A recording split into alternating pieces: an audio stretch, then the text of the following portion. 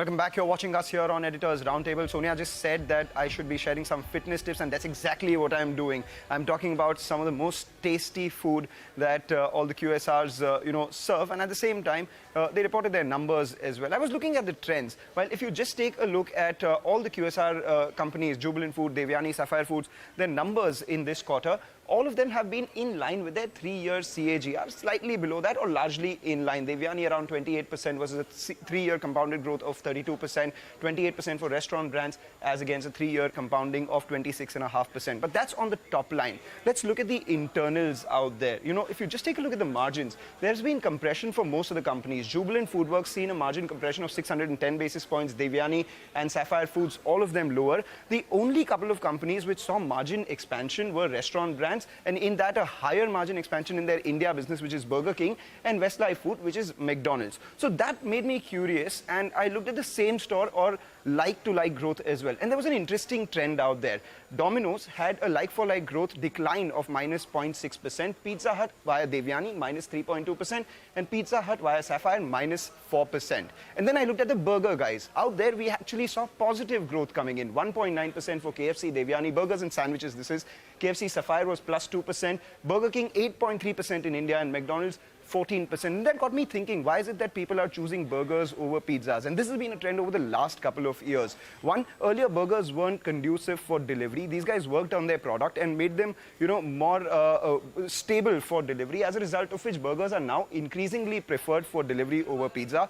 And in times of inflation, people look to cut costs, right? So the average cost of a burger is obviously less than the average cost of a full pizza. And finally, burger is a snack, pizza is a meal, which basically means that pizzas would be eaten during lunch times or evenings, whereas burgers would be had anytime, and that explains the outperformance of burger versus pizza. In that as well, in pizza, Domino's has actually shown the least amount of growth rate in the last 3 years post-COVID. 9.5% revenue CAGR for them. This compares with Westlife, restaurant brands, Sapphire and Devyani, anywhere between 13.5% to 25%. But the bigger problem is, are QSRs now slowly falling out of favor? One, fizzling of post-COVID demand. Secondly, inflation is hurting all of them with regards to the cost of cheese, and at the same time, things are getting expensive, so people are cutting down on those expenses. The third one, too many stores opened by many large chains. In fact, Domino's now has 1,800 stores in all of the country. And finally, competition from local players. Why just go for QSR branded players when you have a lot of your local artisanal players also giving the good kind of food as well? So is that in the price? Well, Jubilant Foodworks is down almost 30% from the peak, 50% from its lifetime high, all of them lower. Westlife, which has been an outperformer, has actually fallen just about 8% from the top. How do they trade in terms of valuations? Well, they're still expensive. Restaurant brands, for instance, is 61 times a 1-year forward EV to EBITDA. The others have corrected a bit, but still anywhere between 23 to 35 times 1-year forward EV to EBITDA. What are the triggers going forward? Well, ease of cheese inflation in the second half could expand their margins. Demand pickup through newer formats and offering. Jubilant Foodworks has the Popeyes, etc. And finally, company-specific PE developments. Both restaurant brands, Asia and Sapphire Foods, have PE owners. So will they look to cash out or will they look to sell or not is the big question. So that's all about the QSR space in the last 1 week, or a little more than that as well. Okay, Mangalam, you always do this to us. You talk about food, you talk about numbers, there are those visuals coming through, but you just get us really hungry, and this is not fair. You said burgers are a snack, right? So I feel like having a burger now. What do I do? Well, you said it, Sonia. You feel like having a burger, and you always accuse me of talking about all these things and never getting it. So I thought, why not just get these for you all? So here we have it. I've got both pizzas, burgers, and some fries as well. So you guys can actually all take your picks. So this is how you stay fit, guys. Just lift. This is a balanced diet. You have a pizza and a burger in every hand. Oh, God. There you go. Are you sure that... Do you think I'm going to have it? No. You can have the fries. Oh, whoopsie. Samir, I'm sorry we can't teleport this to you, but I hope you don't mind. No, thank you for buying Westlife products. I've been a shareholder team. One of my longer held stocks in this new round. Samir, we're equal opportunity offenders. We've bought products from Domino's, Westlife, Pizza Hut, all of them as well. But, speaking about these things, I just wanted to know your thoughts on Zomato. ONDC, Zomato, that you liked that space when the stock corrected. Now, what are your thoughts?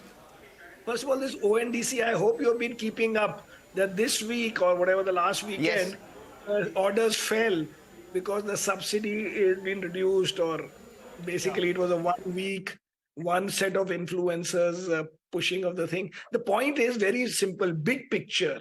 What exactly does the new system, which is basically unbundled, do better than what Zomato is doing? And Zomato is still not making money.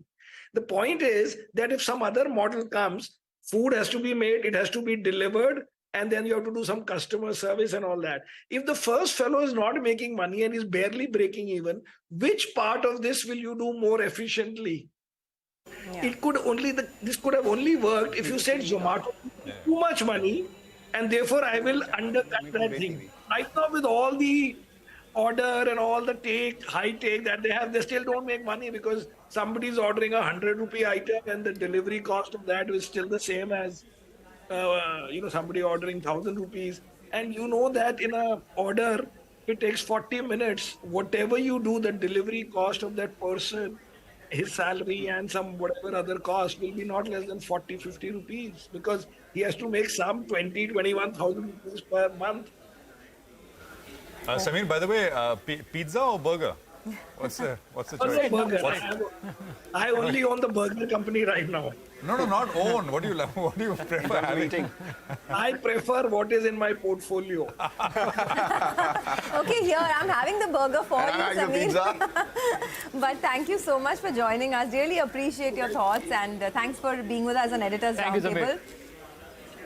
And hope to, of course, speak to you again very soon. Guys, we are distracted. So Mangalam and me have already started eating. So I guess it's a wrap on this edition of Editors Roundtable. Thank you so much for watching.